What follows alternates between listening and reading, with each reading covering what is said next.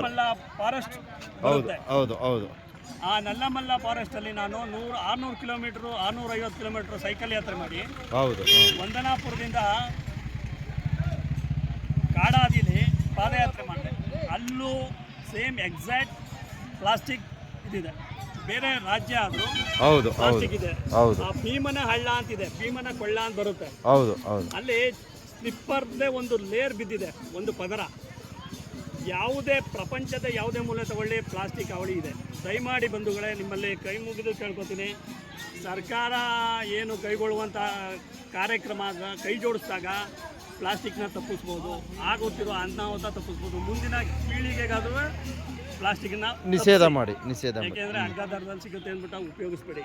ಹೌದು ನಿಜ ಯಾಕೆಂದರೆ ಅರಣ್ಯ ಇಲಾಖೆ ಜೊತೆ ಕೈ ಜೋಡಿಸಿ, ಹೌದು ಜಿಲ್ಲಾಡಳಿತ ಜೊತೆ ಕೈ ಜೋಡಿಸಿ, ಮತ್ತು ನಮ್ಮ ಮಲೆಮಹದೇಶ್ವರ ಕ್ಷೇತ್ರ ಅಭಿವೃದ್ಧಿ ಪ್ರಾಧಿಕಾರದ ಜೊತೆ ಕೈ ಜೋಡಿಸಿ, ಅವರು ಎಲ್ಲ ವ್ಯವಸ್ಥೆ ಮಾಡೋದಕ್ಕೆ ಕಡೆದಾಗಿ ನಮ್ಮ ಸರ್ ಕಾರ್ಯದರ್ಶಿಗಳು ಸಿದ್ಧರಿದ್ದಾರೆ. ಹೌದು ಸರ್ ಅವರು ಕಡೆದಾಗಿ ಭಕ್ತಾದಿಗಳಿಗೆ ಒಂದು ಸಲಹೆ ಕೊಟ್ಬಿಡಿ. ಇಷ್ಟೊತ್ತು ತನಕ ಹೇಳಿದ್ರಿ, ಕಡೆದಾಗಿ ಒಂದು ಫೈನಲ್. ಭಕ್ತಾದಿಗಳು, ದಾನಿಗಳು, ದಯಮಾಡಿ ಮುಂದಿನ ದಿನಗಳಲ್ಲಿ ದೀಪಾವಳಿ ಪಾದಯಾತ್ರೆ ಬರುತ್ತೆ. ದಯಮಾಡಿ ನೀವು ಹಂಚುವಂಥ ನೀರನ್ನು ಶುದ್ಧ ವಾಟರ್ ಸಪ್ಲೈ ಮೂಲಕ ಕೊಡಿ. 100 ಮೀಟ್ರಿಗೊಂದು ಕೊಡಿ. ವಿತ್ ಗ್ಲಾಸ್ ಕೊಡಬೇಕು. ಹೌದು ಹೌದು ಚೈನ್ ಹಾಕಿ, ಚೈನ್ ಗ್ಲಾಸ್, ಹೌದು ಗ್ಲಾಸ್ ಕೊಡಿ. ನೀರು ಸಪ್ಲೈ ಮಾಡಿ. ಖಂಡಿತ ಜ್ಯೂಸ್ ಖಂಡಿತ ಕೊಡ್ತೀರಲ್ವಾ, ಮಜ್ಜಿಗೆ ಪಾನಕ ಕೊಡಿ, ಅದ್ಭುತ. ಗ್ಲಾಸ್ ಕೊಡಿ, ಆಯ್ತಾ? ಖಂಡಿತ. ತೊಳೆದು ಕೊಡಿ, ಸ್ವಲ್ಪ ಶ್ರಮ ತಗೊಳ್ಳಿ. ಯಾಕೆಂದರೆ ನೀವು ಕೈಗೊಳ್ಳುವಂಥ ಪುಣ್ಯ ಕಾರ್ಯ ಒಂದು ಕಡೆ ಪಾಪ ಕಾರ್ಯ ಆಗ್ತಾಯಿದೆ, ಪರಿಸರ ಮಾಲಿನ್ಯ ಆಗ್ತಾಯಿದೆ.